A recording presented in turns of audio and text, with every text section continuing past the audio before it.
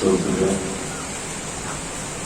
പ്രിയപ്പെട്ട അധ്യക്ഷൻ, സെക്രട്ടറി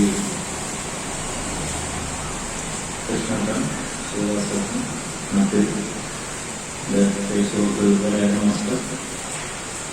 പ്രിയപ്പെട്ടവർ, കേരള പ്രവിയുടെ 65-ാം വർഷമാണ്. അതേപോലെ തന്നെ ആസൂത്രണത്തിന്റെ 25-ാം വാർഷികവും 1996-ലാണ് ലോകത്ത് തന്നെ ആദ്യമായി ജനങ്ങളിൽ തന്നെ ആസൂത്രണത്തിന്റെ പ്രക്രിയ ആരംഭിക്കുകയും അവരെ കൊണ്ട് തന്നെ അത് നടപ്പാക്കുന്നതിനാവശ്യമായിട്ടുള്ള അവരുടെ സാങ്കേതികമായ കഴിവ് വർദ്ധിപ്പിക്കാനും വേണ്ടിയുള്ള ശ്രമം നടത്തിയിട്ടുള്ള ലോകത്തിന് തന്നെ മാതൃകയായിട്ടുള്ള സംസ്ഥാനമാണ് കേരളം. എന്നാൽ 25 വർഷം നമ്മൾ പിന്നിടുമ്പോൾ നമ്മുടെ സംസ്ഥാനം ഈ ഒരു കാഴ്ചപ്പാടുമായി എത്രമാത്രം ഇഴുകിച്ചേർന്നിട്ടുണ്ട്. ആളുകളുടെ മനസ്സിലേക്ക് ഇതിന്റെ ഒരു കൃത്യമായിട്ടുള്ള സന്ദേശം എത്രമാത്രം ആ രീതിയിൽ ജനങ്ങൾ ഉൾക്കൊണ്ടിട്ടുണ്ട്. അങ്ങനെ ഉൾക്കൊള്ളാത്തത് കൊണ്ട് എന്തെങ്കിലും പ്രത്യാഘാതങ്ങൾ ഉണ്ടായിട്ടുണ്ടോ? സാറ് ഈ കാര്യങ്ങൾക്ക് വിശദമായി സംസാരിക്കേണ്ടതുകൊണ്ട് ഞാൻ ആ ഭാഗത്തേക്ക് അറിയുന്നു. നമുക്കറിയാം, ഈ ഒരു പഞ്ചായത്ത് രാജ് സംവിധാനം ഇന്ത്യ രാജ്യത്ത് പാർലമെന്റ് പാസാക്കി ഭരണഘടനാപരമായി പഞ്ചായത്ത് രാജ് സംവിധാനം നിലവിൽ വന്നതിന് ശേഷം അത് ആ ഒരു സംവിധാനത്തോട് രാഷ്ട്രീയമായി നമുക്കൊക്കെ എന്തൊക്കെ വിയോജിപ്പുകളും ഒക്കെ ഉണ്ടെങ്കിൽ പോലും ശ്രീമാൻ രാജീവ് ഗാന്ധിയാണ് അന്ന് പാർലമെന്റ് നടത്തിയ പ്രസംഗത്തിൽ അദ്ദേഹം നടത്തിയതിലെ പ്രധാനപ്പെട്ട ഒരു മുന്നോട്ട് വെച്ചിട്ടുള്ള അഭിപ്രായം. കാരണം പഞ്ചവത്സര പദ്ധതികൾ വിഭാവനം ചെയ്യുന്നത് നമ്മൾ റഷ്യൻ മോഡലിലാണ് പഞ്ചവത്സര പദ്ധതികളൊക്കെ ഇന്ത്യ രാജ്യത്ത് പ്രധാനമന്ത്രിയായിരിക്കുന്ന കാലഘട്ടത്തിൽ കൊണ്ടുവന്നത്.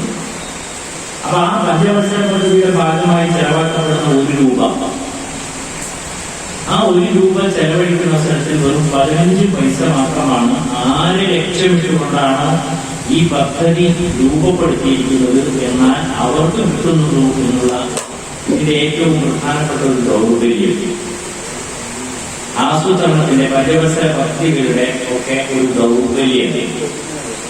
അത് പരിഹരിക്കാൻ സാധിക്കണം.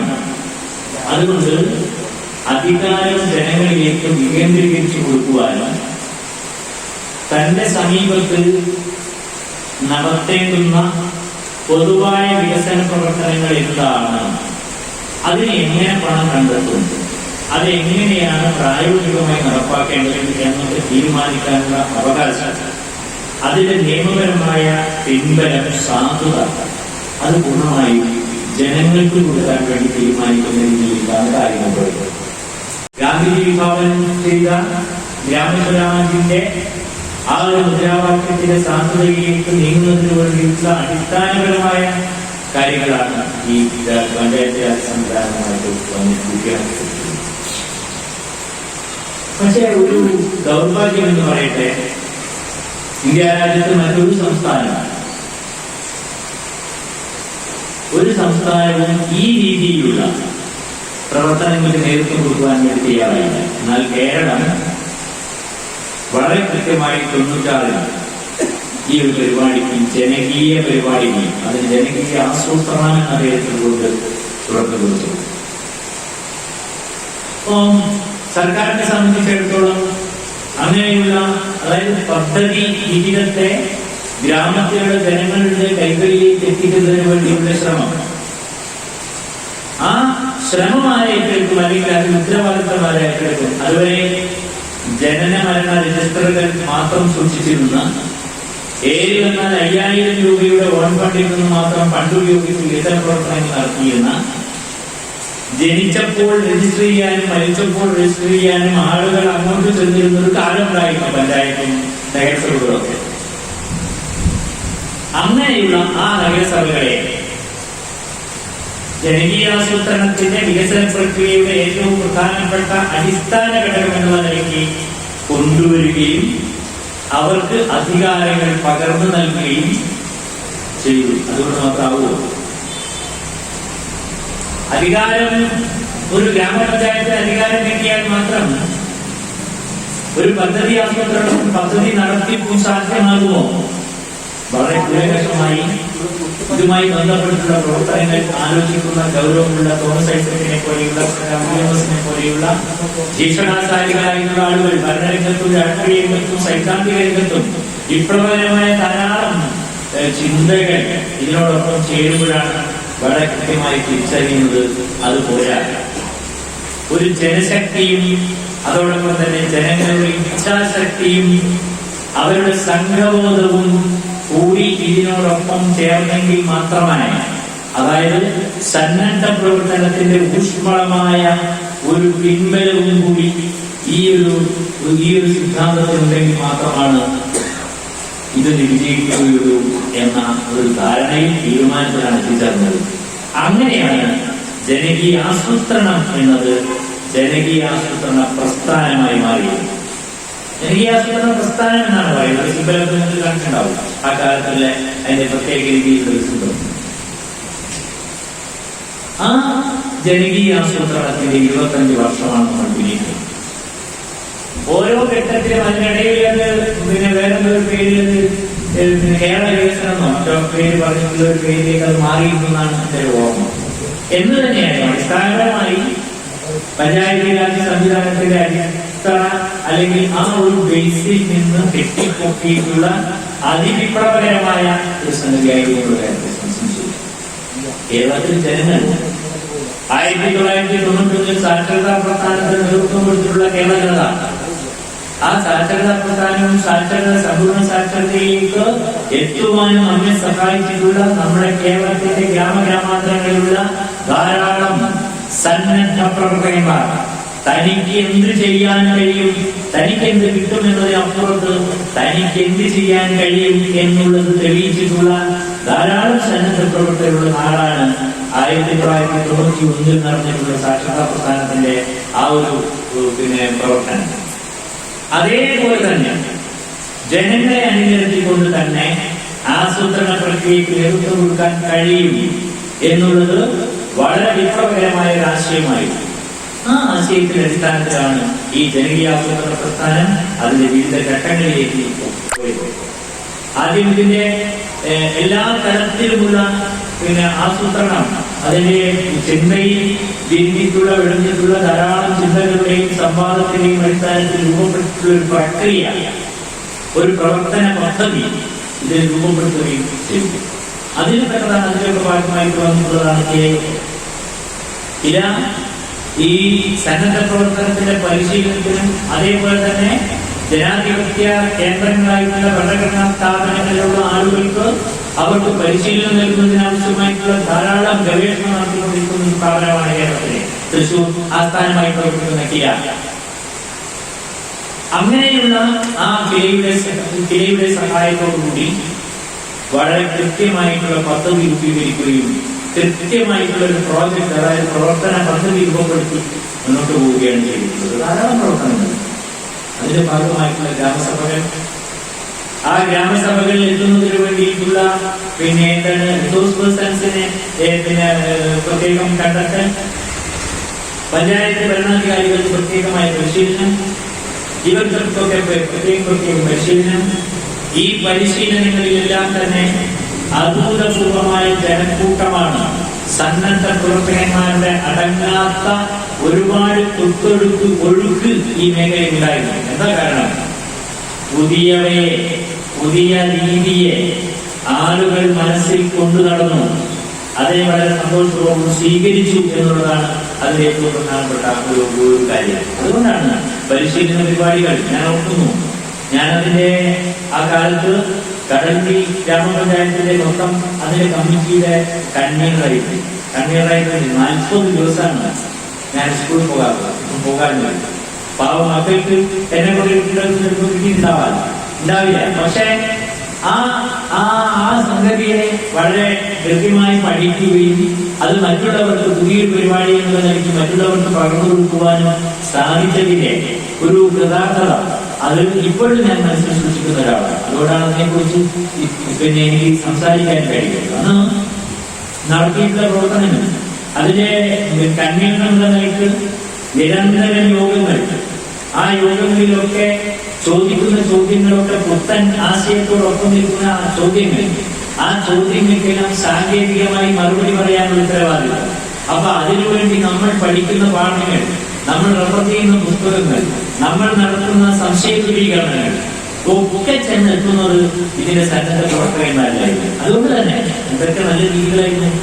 എങ്ങനെയാണ് നമ്മൾ അന്നത്തെ പദ്ധതി രൂപീകരണത്തിന്റെ പിന്നെ ഇത് തയ്യാറാക്കിയിട്ടുള്ളത്? എങ്ങനെയാണ് നമ്മൾ പിന്നെ ഗ്രാമസഭകൾ കൂടിയിട്ട് ആ ഗ്രാമസഭകൾ 10ഉം 400ഉം 10ഉം 500ഉം ആളുകളാണ് ഗ്രാമസഭകളിൽ. അതുവരെ ഗ്രാമസഭകളിൽ അത്രമാത്രം പ്രാധാന്യം ഉണ്ടായിരുന്ന ഒരു ഗ്രാമസഭകൾ, ഒരു നാടിന്റെ വാർഡ് സഭകൾ, ഗ്രാമസഭകൾ, പഞ്ചായത്താകുമ്പോഴേക്കും ഗ്രാമസഭയായിരുന്നു. പിന്നെ ഇപ്പോൾ വാർഡ് സഭകളാണ് മുനിസിപ്പാലിറ്റിക്കും അതുപോലെയുള്ള കോർപ്പറേഷനും ഒക്കെ ഉള്ളത്. അവിടെയുള്ള 10-450 ആളുകളാണ് ആ യോഗങ്ങളിൽ പങ്കെടുത്തുകൊണ്ടിരുന്നത്. അങ്ങനെ പങ്കെടുത്തുകൊണ്ടിരിക്കുന്ന ആ ജനതയുടെ ഇടയിലേക്ക് ഇതിന്റെ ഒരു പുത്തനാശയത്തിന്റെ വിപ്ലവകരമായ സന്ദേശം പകർന്നു നൽകിയപ്പോ അവർ ഹൃദയത്തോട് ചേർത്ത് അവർ എല്ലാവരും ഇതിനോടൊപ്പം ചേർന്നു. പക്ഷെ ഒരു പരാജയം പ്രയാസങ്ങളൊക്കെ ഉണ്ടായേക്കാം. അപ്പൊ അങ്ങനെ അതിൽ തിരുത്തി പല ഘട്ടങ്ങളിലായി തിരുത്തി മുന്നോട്ട് പോയത് ഞാൻ ഓർക്കുന്ന എനിക്ക് ഏറ്റവും പ്രധാനപ്പെട്ട അതിനകത്ത് വന്നിട്ടുള്ള ഒരു പ്രധാനപ്പെട്ട സംഗതി എന്ന് പറയുന്നത് നാടിൽ മുറുകയും വിലങ്ങനെയും നടക്കുന്ന ഒരു പരിപാടി ഉണ്ടായിരുന്നു. ഒരു കൂട്ടം സന്നദ്ധ പ്രവർത്തകന്മാർ ചരിത്രത്തെയും നാടിനെയും മണ്ണിനെയും പച്ചയെയും ഒക്കെ മനസ്സിനെയും ഒക്കെ അറിയാൻ പറ്റുന്ന കുറെ ആളുകൾ നാടിന് മുറുകയും വിലങ്ങനെയും നടക്കുകയാണ്. ആ നടക്കുന്ന കാഴ്ചയിൽ കാണുന്നത്, അവർ കാണുന്ന ആളുകളോട് സംസാരിച്ചത്, അവർ പ്രകൃതിയിൽ നിന്നും മണ്ണിൽ നിന്നും പിന്നെ ഒക്കെ കണ്ടെടുക്കുന്ന കാര്യങ്ങൾ ഇതൊക്കെ സ്വാംശീകരിക്കുകയാണ്. അതോടൊപ്പം തന്നെ നാട്ടറിവ് ശേഖരിക്കൽ. നമുക്കറിയാം, ഒരു നാടിന്റെ സംസ്കാരവും നാടിന്റെ വികസനവും നാടിന്റെ വളർച്ചയുമായി ബന്ധപ്പെട്ട് ധാരാളം നാട്ടറിവുകൾ നമ്മുടെ നാട്ടിലൊക്കെ ഉണ്ട്. ആ അറിവുകളെയും ആ പിന്നെ എന്താണ് സംശയങ്ങളെയും അഭിപ്രായങ്ങളെയും ഒക്കെ നമ്മൾ ശേഖരിച്ചു. അങ്ങനെ ഗ്രാമസഭകളിൽ നിന്ന് വരുന്ന വികസന പ്രക്രിയയുടെ അഭിപ്രായങ്ങൾ, തലമുറയിലേക്ക് നടന്നിട്ടുള്ള അഭിപ്രായങ്ങൾ, അതോടൊപ്പം തന്നെ നാട്ടറിവ്, അതേപോലെ തന്നെ ഗവൺമെന്റ് സ്ഥാപനങ്ങളിൽ സഞ്ചരിച്ചുകൊണ്ട് ശേഖരിച്ചിട്ടുള്ള ധാരാളം ആ നാടിനെ കുറിച്ച്, ഇപ്പൊ രാമനാട്ടുകരയാണെങ്കിൽ രാമനാട്ടുകര എന്ന് പറയുന്ന നാടിനെ കുറിച്ച് സംശീകരിച്ചിട്ടുള്ള പഴയ കാലത്തിന്റെ ധാരാളം വസ്തുതകൾ, പിന്നെ ഡാറ്റകൾ, വസ്തുതകൾ, വിവരങ്ങൾ ഇതൊക്കെ ശേഖരിച്ച് ഇതെല്ലാം കൂടി കൂട്ടിച്ചേർത്തിട്ടാണ് നമ്മൾ ഒരു കാഴ്ചപ്പാട് ആ നാടിനെ കുറിച്ച്, നമ്മുടെ നാടിനെ കുറിച്ച്, നമ്മുടെ പഞ്ചായത്തിനെ കുറിച്ച്, നഗരസഭയെ കുറിച്ച് ഉണ്ടാക്കിയത്. അതിന്റെ അടിസ്ഥാനത്തിൽ രൂപപ്പെട്ടു വന്നിട്ടുള്ള വികസനപരമായ കാഴ്ചപ്പാടുകൾ ഉൾക്കൊള്ളുന്ന വികസന റിപ്പോർട്ട്, ആ വികസന റിപ്പോർട്ടിന്റെ അടിസ്ഥാനത്തിൽ പിന്നീട് വന്നിട്ടുള്ള പ്രോജക്റ്റുകൾ, ആ പ്രോജക്റ്റുകൾ നടപ്പാക്കുന്നതിനു വേണ്ടിയുള്ള പ്രായോഗിക കമ്മിറ്റികൾ, അതിന് പിന്നെ സ്ക്രൂട്ടനൈസ് ചെയ്യാൻ മൂല്യനിർണ്ണയം നടത്തുന്നതിനു വേണ്ടിയുള്ള മേലെയുള്ള കമ്മിറ്റികൾ, ഇങ്ങനെ എല്ലാ മേഖലകളിലും ജനകീയാസൂത്രണത്തിന്റെ അതിശക്തമായിട്ടുള്ള പ്രവർത്തനങ്ങൾ നടത്തിയിട്ടുള്ള സന്നദ്ധ പ്രവർത്തകന്മാർ വളരെ ഗംഭീരമായി ഈ പ്രസ്ഥാനത്തെ മുന്നോട്ട് നയിച്ചതിന് ധാരാളം ഗുണങ്ങൾ ഉണ്ടായിട്ടുണ്ട്. ഞാൻ ലഭിപ്പിക്കുന്നില്ല, കാരണം സാറ് വന്നതുകൊണ്ട് ഇതിന്റെ മറ്റു എല്ലാ വശങ്ങളെ കുറിച്ച് സംസാരിക്കുന്നതുകൊണ്ട് ഞാൻ ആ ഭാഗത്തേക്ക് കടക്കില്ല. പക്ഷെ ഒന്ന് രണ്ട് ചില കാര്യങ്ങൾ മാത്രം സൂചിപ്പിക്കുകയാണ്. ജനകീയാസൂത്രണം വന്നതുകൊണ്ട് മാത്രം റോഡുകൾ ധാരാളം നമ്മുടെ നാട്ടിലുണ്ടായതുണ്ട്. അതുവരെ പിന്നെ നമ്മുടെ സർക്കാർ വിദ്യാലയങ്ങളുടെ ഒരു സ്ഥിതി 3 കാലും 1 കൈക്കും മാത്രമുള്ള ധാരാളം കസേരകളും മേശകളും ഉണ്ടായിരുന്ന വിദ്യാലയത്തെ ഗ്രാമപഞ്ചായത്തിന്റെയും മുനിസിപ്പാലിറ്റിയുടെയും അധീനതയിലായപ്പോൾ ജനങ്ങൾ തീരുമാനിച്ചു അവിടെ കെട്ടിടം പണിയണം, അതിന് കഴിയണം, അവിടെയുള്ള സംഗതികൾ നടത്തണം. അപ്പൊ അതിന് ഫണ്ട്. അപ്പൊ ഇച്ഛാശക്തി സർക്കാരിന്റെ ഭാഗത്തു നിന്നും അതോടൊപ്പം തന്നെ നടപ്പാക്കുന്ന പ്രാദേശിക ഭരണകൂടത്തിനും അതിനോടൊപ്പം നിൽക്കുന്ന സന്നദ്ധ പ്രവർത്തകന്മാർക്കും കൈമുതലായി വന്നപ്പോഴാണ് നമ്മുടെ ഗവൺമെന്റ് UP സ്കൂൾ രാമനാട്ടുകര ധാരാളം കെട്ടിടങ്ങൾ ഉണ്ടായത്. അവിടെയുള്ള ധാരാളം സൗകര്യങ്ങൾ ഉണ്ടായത്.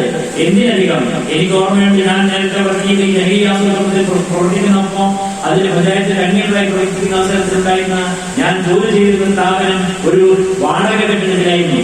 ആ വാടക കെട്ടിടമുള്ള ആ സ്ഥലം 50 സെന്റ് സ്ഥലവും അതിന്റെ ഇടിഞ്ഞു പൊളിഞ്ഞു വീഴാറായ കെട്ടിടവും പിന്നെ 7.5 ലക്ഷം രൂപയ്ക്ക് പഞ്ചായത്ത് ഏറ്റെടുത്തത് കൊണ്ട് മാത്രമാണ് വട്ടപ്പറമ്പ് എന്ന് പറയുന്ന സ്ഥലത്ത് വളരെ അഭിമാനത്തോടുകൂടി ജനകീയ ആസൂത്രണത്തിൽ ഏറ്റവും പ്രധാനപ്പെട്ട സാക്ഷ്യപത്രമായി ആ സ്ഥാപനം അവിടെ ഇന്ന് നിലനിൽക്കുന്നത് ജനകീയ ആസൂത്രണത്തിന്റെ പത്രാസുകൊണ്ടാണ്. അതേപോലെ തന്നെ ബേപ്പൂരിലേക്ക് പോകുന്ന BCO എന്ന് പറയുന്ന അതിന്റെ സമീപത്തുള്ള ഒരു LP സ്കൂൾ, GLP സ്കൂൾ, ഇവിടുത്തെ ടീച്ചറാണ് പുതിയ ഇപ്പോ ഏറ്റവുമായിട്ട് അവിടെ വർക്ക് ചെയ്തുകൊണ്ടിരിക്കുന്നത്. ആ സ്കൂൾ ഇതേപോലെ തന്നെ ഏറ്റെടുത്തതാണ്. പക്ഷെ ഒരു സങ്കടമുള്ളത്, നമ്മുടെ രാമനാട്ടുകര മുനിസിപ്പാലിറ്റിയിൽ തന്നെ കരികല്ലായികളുടെ ഒരു LP സ്കൂൾ വാടക കെട്ടിടത്തിലാണ്. അത് പകുതി വരെ ഈ അടുത്ത കാലത്ത് പകുതി ദൂരം അത് മുന്നോട്ട് പോയെങ്കിലും അത് ഒഴിപ്പിക്കാൻ നമുക്ക് സാധിച്ചില്ല.